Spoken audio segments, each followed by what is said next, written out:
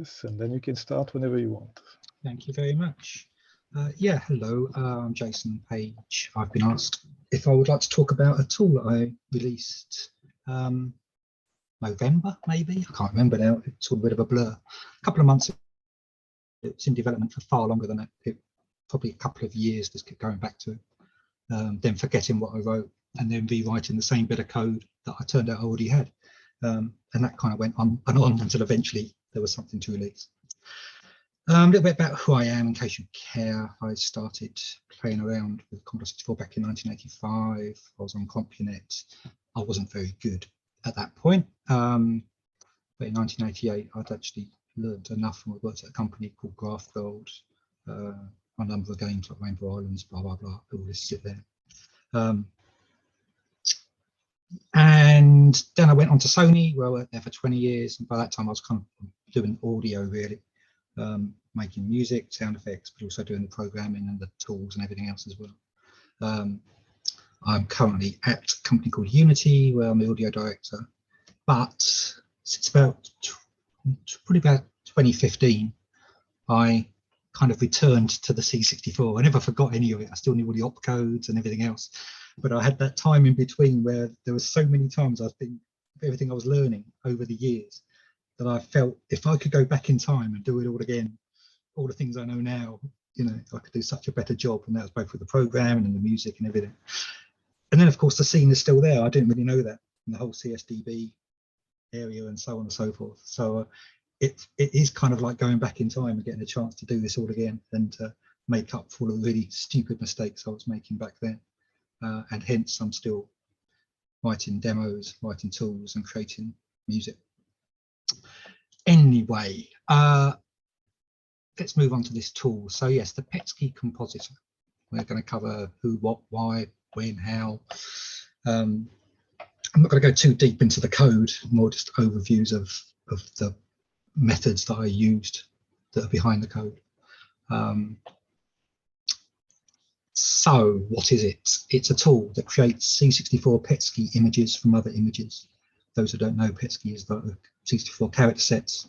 It allows the user to make artistic decisions in real time, and it allows you to take the best bits from each conversion into your final image, as it says down the bottom, and hopefully it doesn't crash, because it's been known to play up normally when I'm presenting it to someone. So, you know, I'll just fire it back up if it does and we'll just pretend that never happened.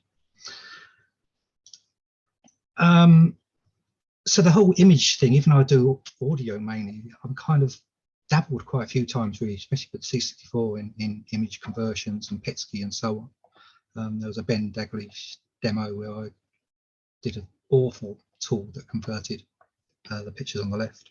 The Turrican music that I did for Rise of the Machine for Chris Hillsbeck, I kind of did a tool that ripped that out of something else and converted. And then there was a demo I wrote called Threshold. Now that's not PETSCII, but it is converting something like, must be about 64 images, maybe even 128 different images, all two color, monochrome color images, and it converts them all down to one character set. So you get this animation and these images like the picture on the right there, but I got all of that down to 256 characters. So I was kind of, the more I was doing, the more I was kind of getting more interested in sort of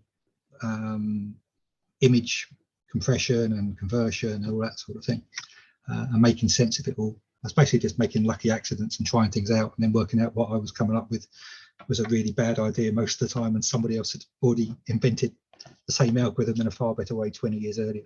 So, you know, that's basically how I've done most things in my life. So why make it? Well, there are obviously lots of tools out there, if it's converting to ASCII, if it's converting to PETSCII or whatever it is, for taking images and changing them into character sets. Most of them, from what I could see, and I could say all, but I don't know because I kind of gave up looking after a very short amount of time. I've got a very short attention span. I couldn't find what I wanted, so I decided I'd have to write my own. But most of them weren't that great for allowing for creativity. Essentially, especially for the like command line tools, for example, you would, you know, type in something to convert the image to a PETSCII file. You would view that on on Vice or 64, whatever. If it was okay and you're happy with it, great, it's done. Otherwise, you'd go and modify the parameters, whatever it allowed you to do, tweak a number, try again, see what comes out of it. And because it was all just on command line and so on, you don't really know what the effect is. Or if you've just typed in 0.6 instead of 0.5, you don't know what the 0.55 or 0.59 and so on and so forth might have offered to you as a result, and it could have been far more what you wanted.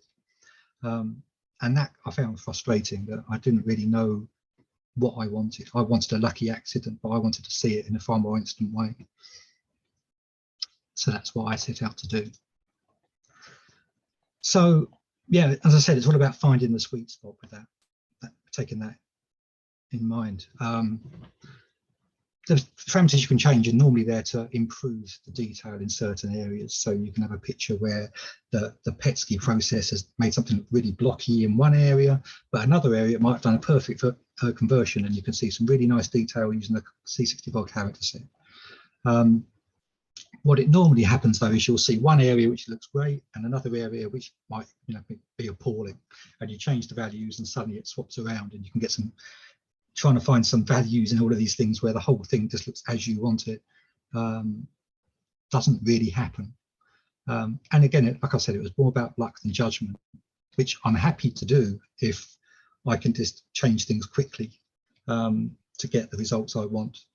It's kind of like, if anyone knows anything about like a synthesis, if you've got one of those analog synths with all of the controls and you're just making stuff up, the whole point is it's lucky accidents. You kind of know what they do, but you're just messing about, having fun, being creative until you get something which you think that's what I want.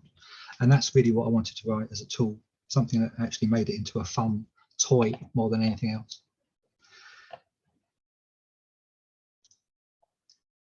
So yeah, my overall goal for this was to create a tool that allowed you to create PETSCII, and it had to be in real time. I wanted instant visual feedback on what I was doing, and I wanted to be able to take the best bits from any conversion into a final image. As I said, doing a conversion and finding that it does a really nice job of converting a face, but the hands look awful, then fine, I'll do two conversions and take the hands off one and the face off the other and put them together. And that's where the name come about. That's why it's a compositor, because essentially it allows you to do as many different shots as you like and then just put in the final parts or the different parts into a final image, rather than having to make AI somehow know what you want and do a perfect job. So it's essentially the same steps as what we were looking at before with the command line, but all wrapped up into one sort of easy to digest bundle. How did I do it? I wrote it in .NET. It's a Windows application only. Sorry to everybody who isn't using Windows only, which turns out is most people. When I released a tool the other year, GT Ultra, that's when I got lots of people saying where was the Linux version. It's kind of what I know, which is why I use it, and I don't know it so well that I can write it all perfectly with it, but it's something where I feel comfortable in getting an app up and running in Windows.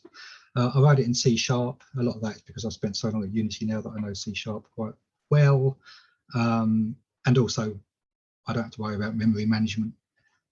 It's very fast for just allowing you to load in buffers of data, to move through that data and so on and so forth without having to worry about mallocs and where the memory is going and so on. It just does it all for you, which is nice. And things like if you go over the end of a buffer, it will complain rather than just letting you do that, and then you'll be trying to find a bug for the next however many months down the line. So it's just quick and easy for me. As I said about the real-time thing, so I wanted to make it that you can select any area of an image that you load in, that it handles any file format to load in, or any being most maybe. I wanted a fast-ish PETSCII conversion. You don't want to sit there waiting half an hour for something to happen. The final images, as I said, being able to mix them all together and adding in some artistic license there as well for other features, for messing around with the colors, for messing around with the character sets and so on. So I knew I wanted to add some features, but I never wanted to be a fully fledged character editor. I didn't want to go down that route. I think as soon as I start trying to add too many things in, I just can't then move away onto other topics. People keep wanting more and more features. So I had to find ways to say when to draw the line and say, that's it, now it's ready to release, and I might not ever go back to it. Saying that, I've got lots of ideas of things to add in, so I probably will, but yeah, that wasn't the plan. So let's take a look at it now. I'll swap the window over to 5 seconds. Just press the right button there. Hopefully you can see what I can, otherwise this is going to get rather embarrassing. So this is the tool up and running. The top left window is an image I've already loaded in. The middle image at the top is the selected area that's been selected to be converted into a PETSCII. You can see in the top left as well, the image has been, there's a rectangle that's in blue, which is semi-transparent, that highlights that same area. On the top right is the image being converted to PETSCII. And the bottom is the final image. Now, as you can tell there, the top and bottom images are the same, but they don't necessarily have to be. I'll show you more about that later on. And yeah, like I said, the idea was to make it quick. So you load in an image. Here I've just selected that area to show the wizard, but I could say I just want to really just see the wizard's hat or his face in general. So I can just literally move around, click where I want, let go of the button, and there's the PETSCII generated. So you can see exactly what you're going to get and when. You know, I could look at the whatever that's going to be, and there's the PETSCII conversion, and so on and so forth. So it's nice and fast, shows you what you're doing, and that was important. Now, the PETSCII conversion itself is quite. There is a delay. If you see when I do that, if I release the button, I'll say when I do it, but there's about a half a second, if not a second delay now there. So there is a delay in between the two. And so I had to run everything on a separate thread. So I've got the one thread which is just showing the image, and it's only when I let go of the button, does the mouse button, does the PETSCII conversion happen. But that means that you're not having to see a stuttery image and everything getting caught up in the CPU as you're trying to convert, and so on. So that's basically how it works with regards to selecting. If I go back and select the wizard again a bit better, then we can see, oops, let's do that. So there. Under here, we've got some other controls, which I'll talk about more about what they do later. But for example, you've got something called alias, something called brightness. If I mess around with them again, you'll see the PETSCII image itself change. Brightness obviously has a much larger effect on the brightness of the image. And this is where I was saying about these magic numbers. You can tell, you know, I've had to round them off to at least 4 decimal places here, but slight tweaks to the numbers make slight differences on the image. And sometimes you want more details in some areas. Sometimes you want more blockiness and to make it really pad out, and so on and so forth. And there's no right answer there. It depends on what you want to do and how you want to do it.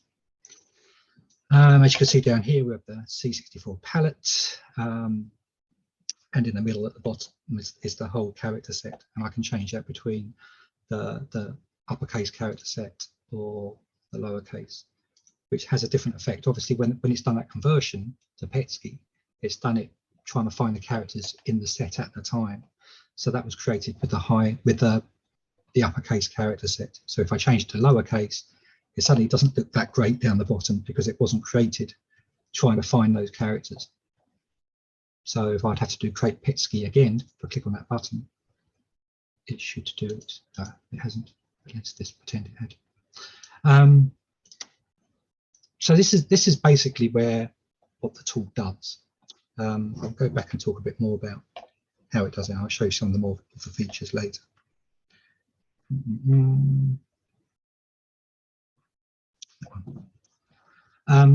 So the PETSCII conversion is in 2 stages.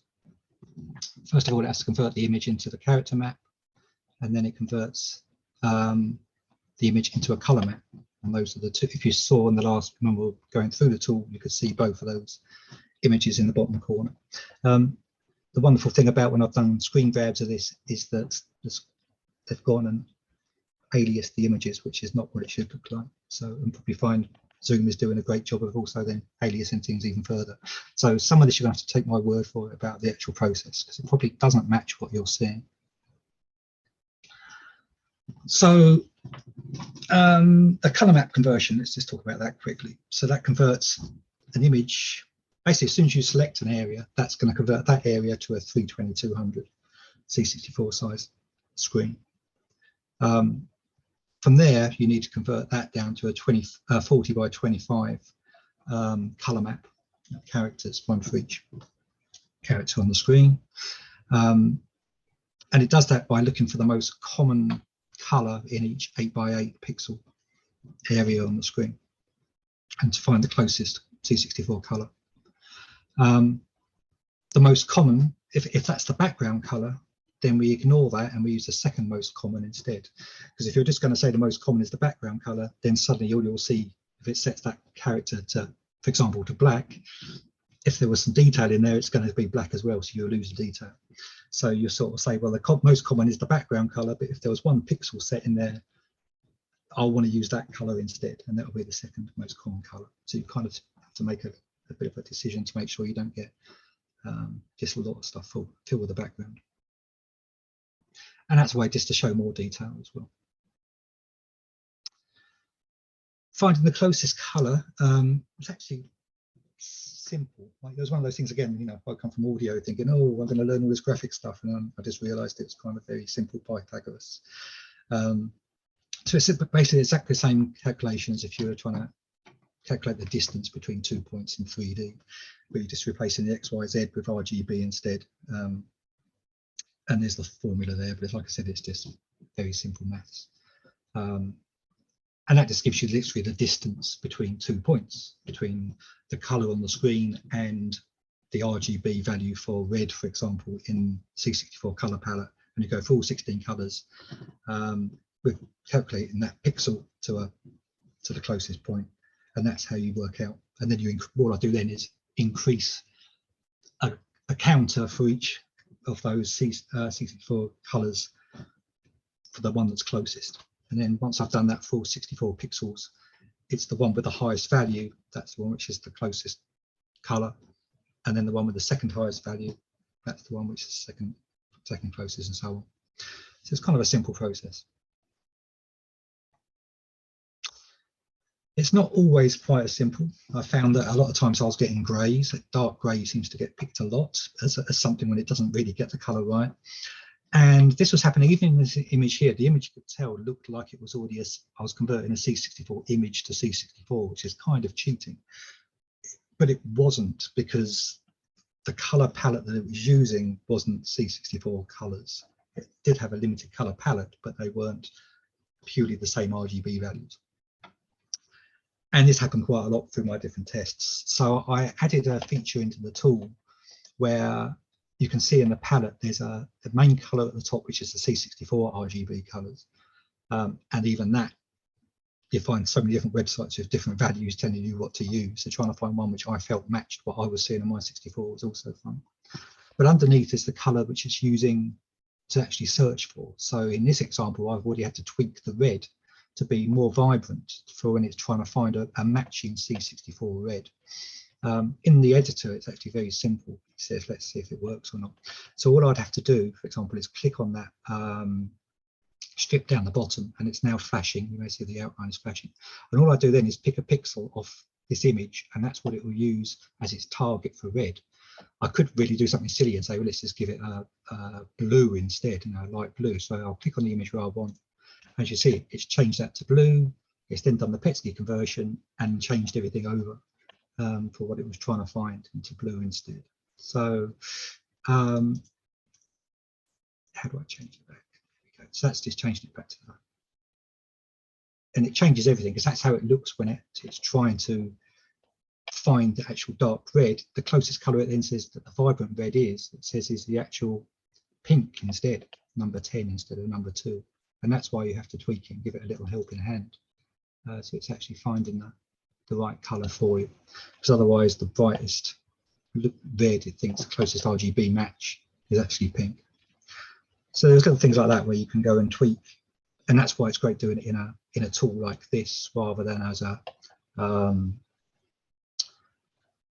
than some sort of command line tool where you don't really have that control, or especially that instant control. So hopefully that makes sense. So moving on to the character conversion. Again, we scale the image from the 320-200, scale the main image down to 320-200.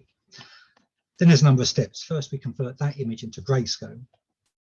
And then we convert that grayscale into a dithered monochrome image. The grayscale, there'll be, say, 256 different shades of grey, from black to white, making up the picture. And then you convert that grayscale to a dithered monochrome image where you've literally only got black or white, but 0 or 1 per pixel. And it's that image you can then use to try and find the closest PETSCII character. And again, this picture here, though, I think it's probably gone, oh, I'm going to nicely stretch that out for you and add some grays into anti-alias it. So the image I'm showing there isn't actually what the data is within the system, but let's pretend it is anyway. So it's the dithering, which means you've literally, that's where you've got some nice data and you've just got zeros and ones to compare with more zeros and ones in the other character set that you're comparing it to.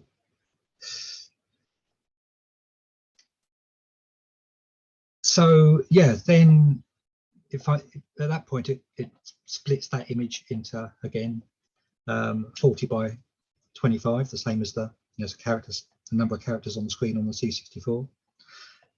It can apply anti-aliasing to thicken the character. I'll talk about that a bit more later. And then it finds the closest PETSCII character for each of those characters. So that's kind of the process it has to go through, do everything. So the dithering, as I said, I don't know how this is showing on your screen, because again, I know how Zoom can really be helpful here. But this is really what I'm using. I'm using the Floyd-Steinberg algorithm. So the image on the left is the original. I stole this from this website above, by the way, which explains it probably far better than I can. And it converts this coloured image into something which is, again, just two different colours, black and white, and it's dithered. And even if it's the same colour, even if it's kind of one pure screen of, say, a certain intensity of grey, it will still have pixels all over it. And that's what means when you're converting those over to PETSCII, you still get details which you wouldn't otherwise. That's what makes the difference. So how do I find the closest character? I use the subtraction method. So for example, in this one, we've got a character B and a character C. And if you literally take away one pixel from another and get the absolute value of that, it leaves you with a pattern like you see on the right hand side. So for example, the pixel which is the second down, that's because this is literally the difference between the two. This pixel is only in B, these three at the top here are only in C. So you end up with essentially a mask of the difference between the two characters. And for each time you go through the character and whatever that shape is that you've got from the original picture, you score it. So here, for example, I'm just adding the number of pixels which are still set together, and that gives you 12 pixels. If I did the same with L, again, this is the difference then of taking one image away from the other, you get 7 pixels different. So you know then that just in that comparison, if you're going to replace a B with either an L or a C, L is more likely to look like B. And that's pretty much how you do the finding the closest PETSCII character. There's other ways as well where you can split the character up into zones and do the same kind of thing in smaller areas to get a better result. I can't even remember if that's what I implemented or not, because I kind of just kept changing it until it did what I want.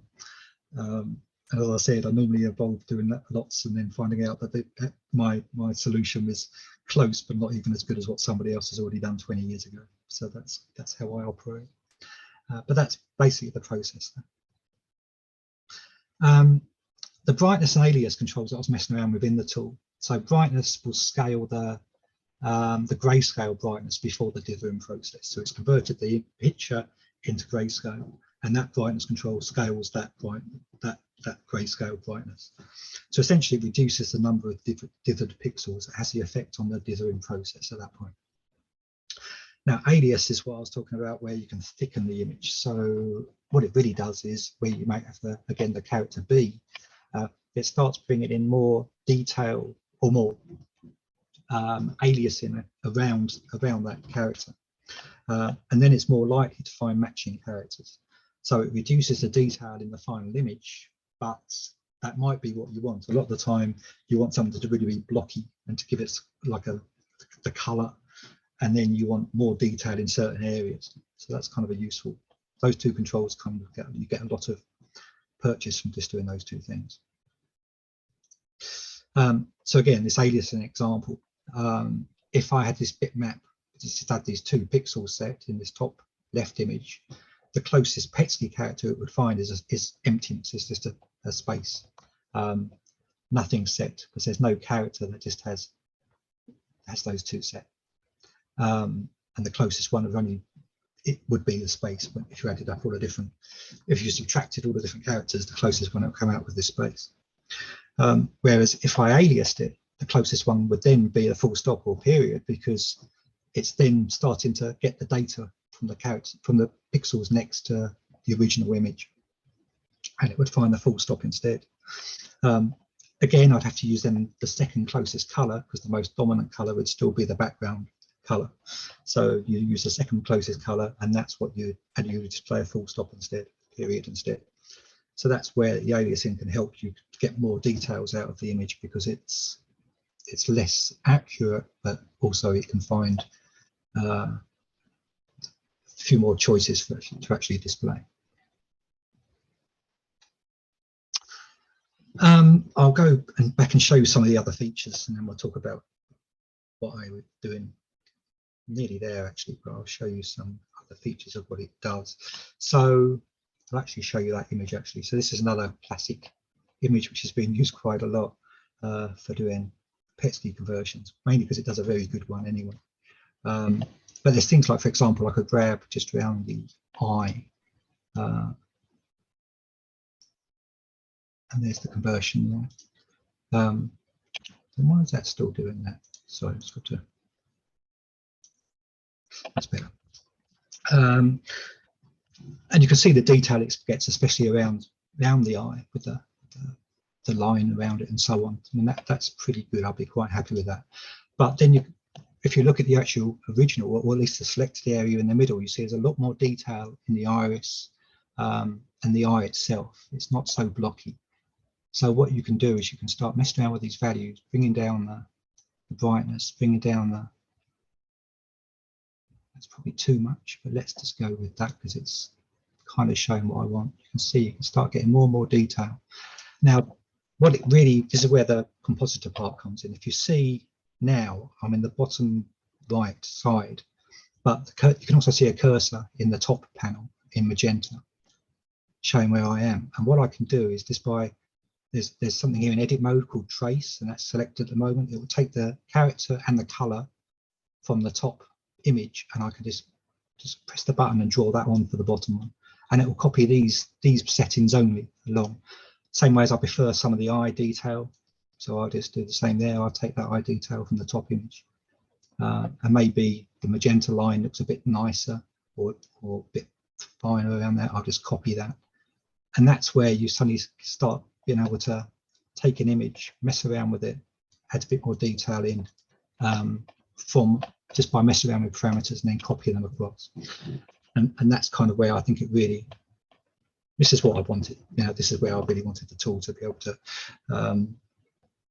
go beyond just doing straight PETSCII conversions, but having something a little bit more my control to be entertaining and fun and come up with something which matches what I hoped it would do. You can also enable and disable characters. So for example, I could allow it only to make things out of, let's just pick that middle row there, and this top one here again, that's where the work is. So this is just made out of those characters. I could say let's just have space but only allow numbers, just for a laugh, see what happens there. And again, it's using the same algorithm just to find out.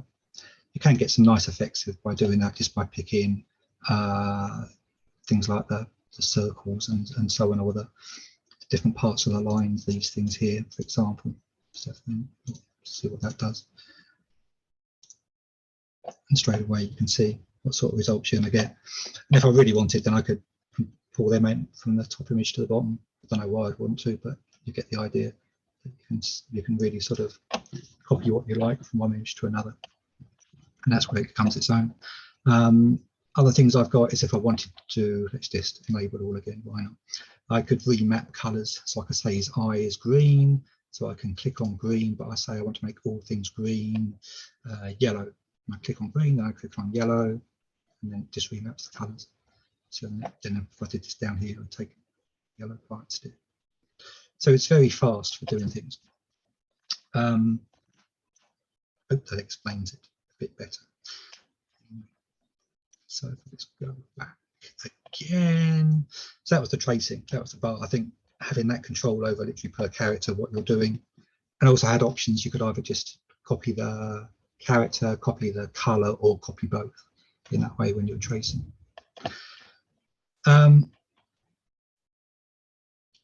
I didn't want to make it into a fully fledged editor though. There's other tools like PETSCII, some of the other ones are really good at what they do. And it felt silly me trying to just add in all the features they've got and probably not do a job that was quite as good anyway. And to be honest, it did what I wanted and I kind of wanted to move on to something else. So what I did is made sure that the export format, it would export into a number of formats that are common. Now PETSCII itself doesn't seem to have a standard format. There's just a number of which seem to be used by more people than others. So I made sure it exported to PETSCII and to the PETSCII format. And then if people wanted to continue editing those pictures in any other way, they can go and do that on another someone else's tool. That just seemed easier for me. And what else? Yeah, also I did add options to save as PRG. C64 just created a small assembly file to yeah, just to display the picture, set the colors in the border and the screen color and so on, and that was it. That kind of wrapped it all up at that point. But yeah, the whole point is I didn't really want to get into a stage where I just kept adding more and more things to it. So I just thought if I just make sure it exports to a format that somebody else can then handle all the questions later rather than me. There was another dilemma, which was should I release it or not? I had this also another tool I wrote that converted SID music back into its original goat tracker and cheese cutter formats a number of years ago. But, you know, I didn't want to. I admire the people who do this properly and the artists that can really make these things look brilliant. And there's no way my tool makes it look as good as their artwork. So what I did was I released images of what it was creating and also videos of the tool on PETSCII Facebook groups to gauge feedback. And if anybody was coming back saying this is awful, you know, this shouldn't be allowed, I think this is disgusting, I probably wouldn't have released it because, you know, that wasn't my intention. My intention was really to make this for me, for my own demos and so on. But it got quite the opposite, actually. I had a lot of people with a lot of interest, a lot of enthusiasm about it. I also asked some friends of mine, Steve86 and Trevor Story, who does a lot of great C64 artwork still today, what they thought, and if they thought I should release it or not. And they were again positive. They said, yeah, go for it. So I did. But yeah, I must admit it was something where I had to think about if this was the right thing to do or not. But yeah, I did anyway. So yeah, it is released on CSDB. I was learning as I was going along with this tool. It was always, yeah, stuff which I've never really done before, but interested me, and the more I kept going, especially with the functionality and making it feel more like an artist tool and a really quick fire to get changes, to get results, the more I kept having to change things and rewrite things in a better way. So it was kind of a fun project to work on. And yeah, I was just glad it didn't crash when showing it to you. So thanks very much. That's all from me. Well, thanks very much indeed. That's a really, really, really nice tool. I think we are a bit over time, I would say, but anyway, I think we have some time for questions. I'm looking on Facebook. I don't see any question. I had actually quite some question. I keep noting them, but then you were answering them, like the converting process and the formats, etc. Maybe one thing I was I was thinking about was, so you are using now the default character set, but it's also possible to, of course, to create a separate character set. Is that possible then to import it in your tool, or how would that work? It's actually something I'm thinking of adding. Trevor's story, when I asked him about what he thought about the tool, the first thing he said is, can you make it create your own character set, and can you give it your own character set? So yeah, that's two things I'm looking at. One would be to take in another character set for it to convert to, but also another would be to find the most common 256 characters from the image in the first place and make a user-defined character set to best show that image in the first place. Okay. Good. So even though I said, yeah, I'm not going to do any more, I've already got a list of things that I'm slowly yeah, when you showed as well, you explained the process for the finding the closest PETSCII, and you're using this subtraction, which is then I guess you have implemented it fully yourself, but you could possibly use some kind of image recognition library and just import it. Maybe that would make the code more heavy or something, but that could be some possibility. Maybe it would be interesting to see how does it compare, or something like that. Yeah, there was definitely something where the more I kept looking at different algorithms and what other things might be using, the more decisions I had, and eventually I just had to think, no, I'll go with this one. If it looks good, I'll leave it alone. Yeah, no, for sure. Then the link, but that you have shown. Maybe you can show it again. I didn't have it on the agenda on the website, so I will definitely add it. It's on CSDB. If you just do a search on CSDB for PETSCII. Okay. It's also recorded here, so it's just to make sure that other people can still see it, and also we still have quite a few people watching live on Facebook, so they can maybe also just copy it. Well, not copy, but just retype it from here. So now it's released. Do you know anybody who would be using it to, like, I don't know, build a kind of PETSCII-based game or something? No, I don't. But I think that's kind of always the nice thing about these tools, in a way, that you don't know who's using it. I was trying to think of ways that I could encode things into the image to be able to search into other people's PETSCIIs to see if I could find, something. And I'm sure there is ways. I'm sure I could use like the color codes and have somewhere in the image where I could, pull that information out. But to be honest, I wasn't that fussed about it. It's something where people can use it if they want. It's not on GitHub yet, but I will put it all up there eventually. There's probably far too many swear words in the code at the moment for me to release as is. But yeah, that was my next question, so I can strike it. Good. Yeah, it's on its way, but that's normally that's when you get a lot more support questions coming in, people wanting a lot more features. So I've purposefully not put it on GitHub yet. Yeah, you think that when you put it on GitHub, then it's over, but actually it's just starting then. Yeah, that's when it really kicks off. Good. I don't see more questions on Facebook. I don't know if amongst the attendees, is there anybody with more questions? No. Maybe if they come, then people can put it in the chat. I will stop the recording now. Thanks very much.